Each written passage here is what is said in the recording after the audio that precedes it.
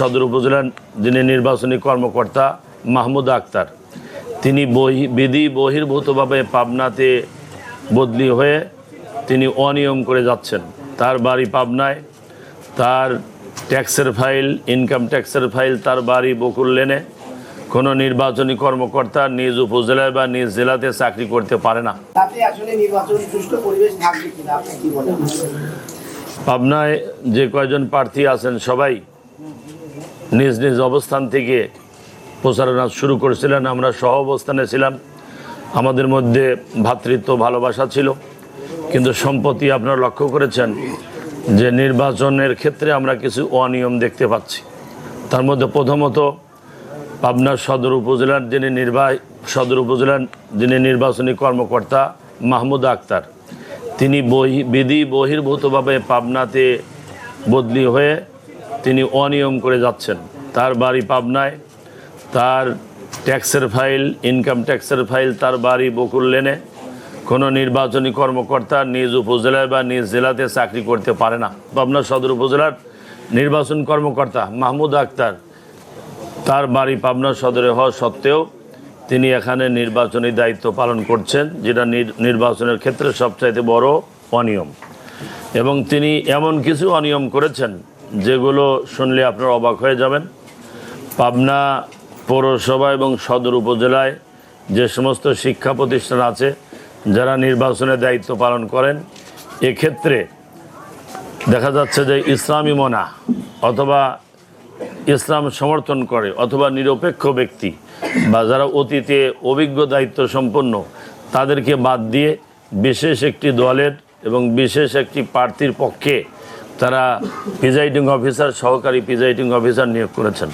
তার মধ্যে যেমন ইমাম গাজ্জালি স্কুল অ্যান্ড কলেজ পাবনাতে একটি সুনামধন্য প্রতিষ্ঠান, সেখান থেকে কাউকে নিয়োগ দেওয়া হয়নি। পাশের রফিক স্কুল ছোট্ট একটি প্রতিষ্ঠান, সেখান থেকে 5 জন নিয়োগ দেওয়া হয়েছে। এভাবে করে দেখা যাচ্ছে যে প্রিজাইডিং এবং সহকারী প্রিজাইডিং পোলিং যাদেরকে দেওয়া হয়েছে বিশেষ একটি দলের এবং বিশেষ একটি প্রার্থীর অনুগত ব্যক্তিদেরকে এখানে এই নিয়োগ দেওয়া হয়েছে, যার জন্য নির্বাচনের ক্ষেত্রে অনিয়ম হওয়ার সমূহ সম্ভাবনা আছে। দ্বিতীয়ত, আমরা সম্প্রতিকালে লক্ষ্য করেছি যে আপনারা দেখেছেন সারা পাবনা সদরে এখানে পোস্টারিং করা সম্পূর্ণরূপে নিষিদ্ধ, কিন্তু একটি দলের প্রার্থী হাজার হাজার পোস্টারিং করেছেন। কালারিং পোস্টার সম্পূর্ণরূপে নিষিদ্ধ, কালার পোস্টার আপনার সব জায়গায় দেখতে পাচ্ছেন। এরপরে হচ্ছে যে নির্বাচনী আচরণবিধির যে সমস্ত বিষয়গুলো বলা হয়েছে সেগুলো অনেকটাই তারা মেনে চলছেন না। এবং আপনারা আরও দেখেছেন সম্প্রতিকালে গত 27 তারিখে পাবনা পৌরসভার 14 নম্বর ওয়ার্ড এবং গতকালকে 15 নম্বর ওয়ার্ড, গতকালকে 14 নম্বর ওয়ার্ডে আমাদের মহিলা বিভাগের দায়িত্বশীলেরা ভোট কন্টাক্টে গিয়েছিল, গণসংযোগে গিয়েছিল, তাদেরকে বাধা দেওয়া হয়েছে। পাবনা পৌরসভার 15 নম্বর ওয়ার্ড বুদেরহাট এলাকায় তাদেরকে বাধা দেওয়া হয়েছে, তাদের উপর হামলা করা হয়েছে।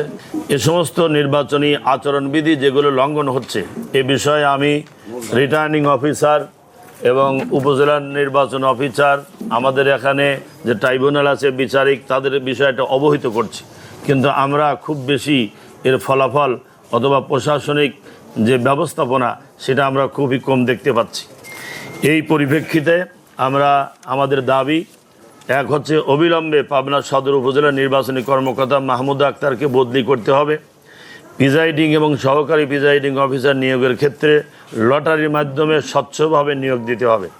3 হচ্ছে আমাদের মহিলাদের উপর হামলা, শালীনতাহানি এবং তাদের উপর আক্রমণকারীদের দ্রুত শাস্তির আওতায় আনতে হবে। 4 হচ্ছে আলম চেয়ারম্যানকে হত্যার হুমকির বিষয়ে আচরণবিধি লঙ্ঘনের আওতায় এনে এ ব্যাপারে প্রয়োজনীয় ব্যবস্থা গ্রহণ করতে হবে।